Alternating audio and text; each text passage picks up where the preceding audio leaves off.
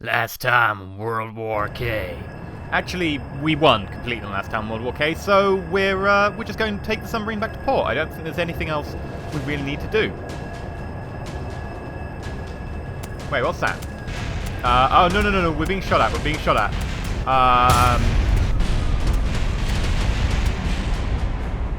No, our new submarine! No!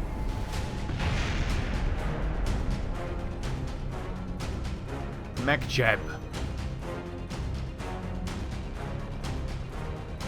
They've parked forces off the coast of the space center. We're blockaded.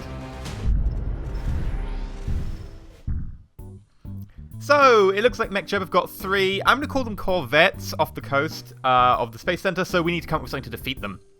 So, Navy classifications between corvettes, frigates, destroyers, cruisers, battleships are fairly flexible. Let's just say that they are not particularly well defined. They used to be sort of ish defined by tonnage and by role, and nowadays they are incredibly flexible with modern ships that are meant to be classed as destroyers, quite larger and with more firepower than previous cruisers, and the same applies for pretty much most classes these days. So really, you can't really say this is definitely this and this is definitely this.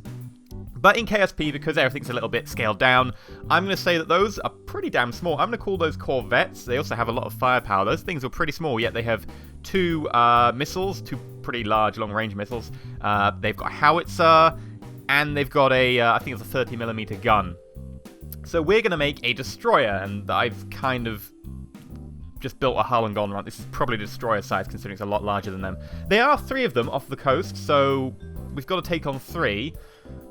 But I'm like, why don't we build something bigger? So this is going to be a destroyer, and I've kind of gone for the more sort of catamaran kind of idea, that we're going to go for a larger hull that's got a larger base on the water and should give us more stability.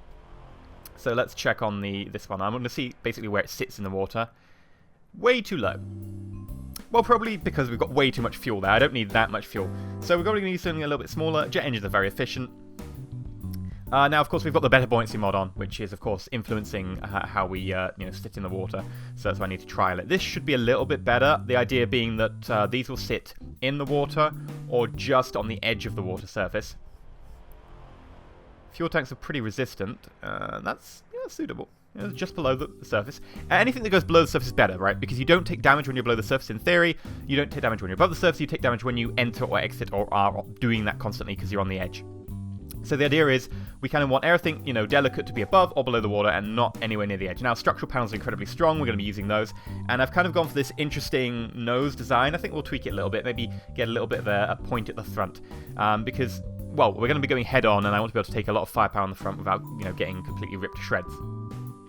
So I'm basically basing this off of some of the more recent sort of semi-stealth cyber sort of well-thought-out radar designs. And the idea being that it will sort of ape them, but it's not aping one craft in particular. Now, we're sort of going for a sort of catamaran-style hull, but of course KSP doesn't really respect water physics very much, and even better buoyancy mod doesn't really respect it all too well, so it's going to be a little bit of a haphazard. There isn't going to be one thing that's particularly drawn off, but it's basically going to be drawn off a lot of the newer stuff like the newer US littoral crafts. Now, littoral craft is something that works basically close to the coast. The idea is it will defend against small boats, etc., and power projection next to the coast. Now, you could argue that the corvettes that MechJeb are using off the coast are littoral craft. Our craft is not that. No, it's bigger. It can go pretty much anywhere. It can do a lot of things. Hopefully, it'll be able to float like this. Excellent. Looks pretty good. Right, so the idea being that the front is basically sort of the prow, the trimaran type. It's got front point, it's got 2 side points. But the idea is because it's fairly deep in terms of, it's not a flat panel, any projectile going through it will hit it rather than going internally into the craft. Because, of course, we can definitely take hits on the armor. The armor is not really important, but anything that goes inside is dangerous. Now, the intakes are very important for ships in KSP. These intakes in particular, are incredibly hard to kill, and they also love to float. As you can see here, they've raised our height a decent bit. So they should allow us to bounce over the surface, and we should get a reasonable speed. So, ooh, oh god, oh, nope. As I suspected, the engines have blown up. Because they're on the edge of the surface, so we can't use these engines. More precisely, actually, we can't use engines on the edge of the surface. We need to put our engines above or below. I'm going to put the engines above the surface because putting them below, there's some issues with that. They might, bounce out at some point. If we put them above, we're better off. And the idea being those engines won't hit the water and won't take impact damage. So, let's try it out. I want to just let the bouncing subside because I don't want to be hopping up and down along the surface. That's not really a fair test, and also there's a likelihood that we'll just sink the engines. Still bouncing a fair bit. What speed are we going to get to? Let's just pump it up to full and see. This is just a test after all. Something broke at the front. I think it was our SAS modules. I was a bit dubious about them when I put them in. They don't have the same... Yeah, it's the SAS modules broken off. They don't have the same amount of impact tolerance that the fuel tanks or the structure panels do. So let's remove them. We'll just use a fuel tank instead. If we can get them on. There we go. And we'll have to put in some SAS up top somewhere. The SAS is important. It's the entire way we steer the ship. We're not using any sort of vector thrust. We don't really have the, wide enough fuselage for that. And, well, hull, not fuselage. I'm too used to talking about airplanes. And these should be able to slow us down. The air brakes should slow us down. Reasonably so, not amazingly. Now, for the armament itself, we've got some, what they called laser anti-air weapons. The idea being that they'll be able to hopefully shoot down any incoming missiles. We're also going to try and outfit it with a cannon and some Gatling guns. I'm kind of thinking maybe we could put Gatling guns on the side and a cannon on the front and there, but I'm not liking the way that goes on top and kind of restricts the view. But I'm definitely liking the idea of putting a lot of 30mm guns on. That way we can just run up and broadside them with that. The cannon itself does take a long time to reload, so once you're getting close, probably just firing the 30mm is a good idea. And I'm going to put some missiles on here. Just a few. They're probably going to, intercept them or shoot them down. The missiles aren't particularly accurate against things on water because they don't seem to be very good at judging where the surface of the water is. And then importantly, I'm going to put a probe core on the inside that we're going to control the craft from. This is very important because, unfortunately, our cockpit's pointing upwards. I kind of decided that round cockpit kind of looks like a bridge, but it is pointing upwards, so, we need to put the probe cores on. Okay, so here we are. We're just going to go straight into it. It does float. We're going to give it a try, and we're going to take out the MechJeb vessels. Now, the target... oops, I forgot about my solar panels. Well, whoopsie-daisy. Right, so we have 4 missiles. They should be, fairly high yield, fairly decent range. We have 8 30mm guns. We also have a tank gun, which I think fires 105mm, or is it 120mm? I think it's 120mm round. And of course we've got our laser defenses for shooting down missiles, etc. So using the BD Weapon Manager, I have got Smart Guard enabled, and Smart Guard means that it will change to target different things depending on the range and what's suitable for that target. So the one problem we have with this craft is you can see that the bridge can't really see very much behind the gun at the front there. That is a bit more commonplace these days. If you look at old warships, etc., they have very pronounced bridges because people have required a lot of visual sight to be able to see things. These days, with a lot of over-the-horizon warfare, and actually the enemy craft are currently over the horizon because Kerbal is fairly small. Over-the-horizon warfare, you don't really rely on visuals so much as instruments all the time, and you do find that maybe bridges aren't as high up as they used to be. So here we're going to be really relying on our instruments. So the bridge is fairly low down. Of course, computer warfare and etc. has its problems. The US warship Yorktown actually had a very amusing incident in 1997, where it was meant to be the first smart warship where they'd added like 27 computers and they're all networked together. And someone entered a 0 into a database, and the computer attempted to divide by 0, and every single computer on the warship crashed, and the propulsion failed, and they had to tow it back to port.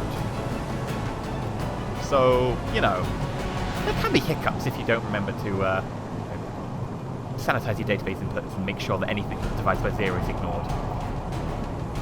Right, so we're waiting for a 5-kilometer range. As you can see, it looks like we're not going that fast. We're actually going about 180 miles an hour.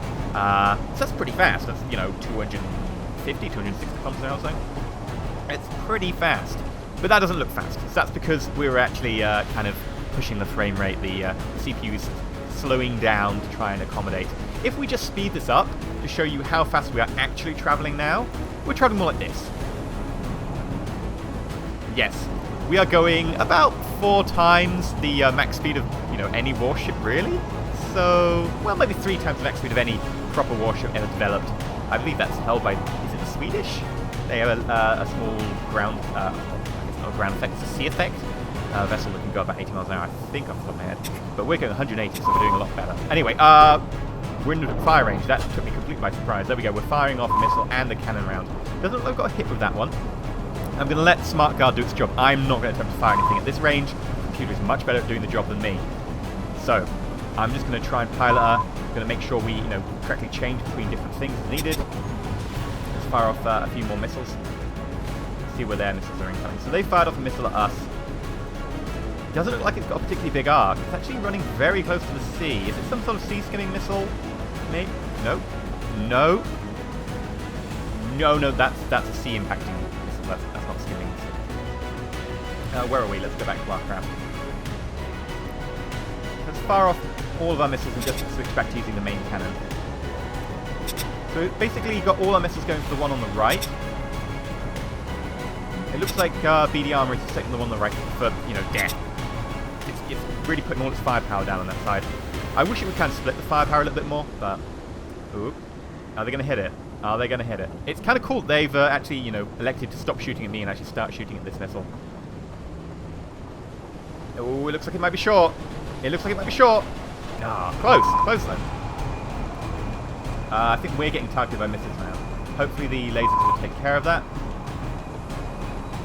Ooh, they missed. Close. That's a howitzer shot going past us. Oh, no, that's a missile. Oh, that was a direct hit. And we're on fire. Ooh, bits of us are on the back. We got a direct hit, though. We killed it. I think that must have been missiles killing that thing on the right. So we killed one of the corvettes, I think. It's fairly badly damaged. And we are pluming smoke everywhere. But we're still firing and moving. I think we're down 2 engines, judging by our speed, though. Well, considering we've actually got a direct hit from a missile, I think we're doing fairly well. Right, let's look. So there are 2 left, I think. Yep, the one on the right is pretty far down. The one on the left is getting fired from us. Oh! Oof. I think we got a hit, though. So we took a direct hit from a howitzer on the front armor, but we did get a hit on the one on the left. One in the center is still available for shooting. Come on. There we go. Come on, is it a hit? Is it a hit, please? Yes. This is why I'm letting the computer do the stuff, right? The computer is very good at judging. It can judge for velocity, it can judge for gravity, it will take account of all of that, and it will get us. There we go, another hit. Now, of course, they have a slight advantage in that we are coming directly towards them. We are a wider target. There are 3 of them. We have the advantage in that they're stationary, but that doesn't really matter that much. He does a very good job of taking account of that. Can we get a hit? No, that's a miss. Come on, come on, one more hit. It's the last one remaining. One more hit. I think we might just switch to our 30mm. We are fairly close, and we just seem to be missing every time. Maybe it's the problem targeting this range. 30mm. There we go. Oh, look at that broadside. Yes. Beautiful, beautiful. I think that's it. I think we defeated them all. Okay, I have to say that was a resounding success. Yes, we got hit a couple of times, but we utterly decimated them. You see our front arm is partially removed. It looks like part of our inners are gone. Yeah. The fuel tanks at the back, which fed the front engines, are gone, so actually down to half our engines. We're still floating, we still have motive control, we still have gun control. Everything about us, other than maybe some, slight damage affecting, half our engines. I would call that a resounding success. Thank you very much for watching. This has been World War K. Another resounding success for the Kerbal forces. MechJeb is not doing very well this time. If you've liked, please remember to like the episode. If you're not subscribed, please consider subscribing. But until next time... Stay shiny.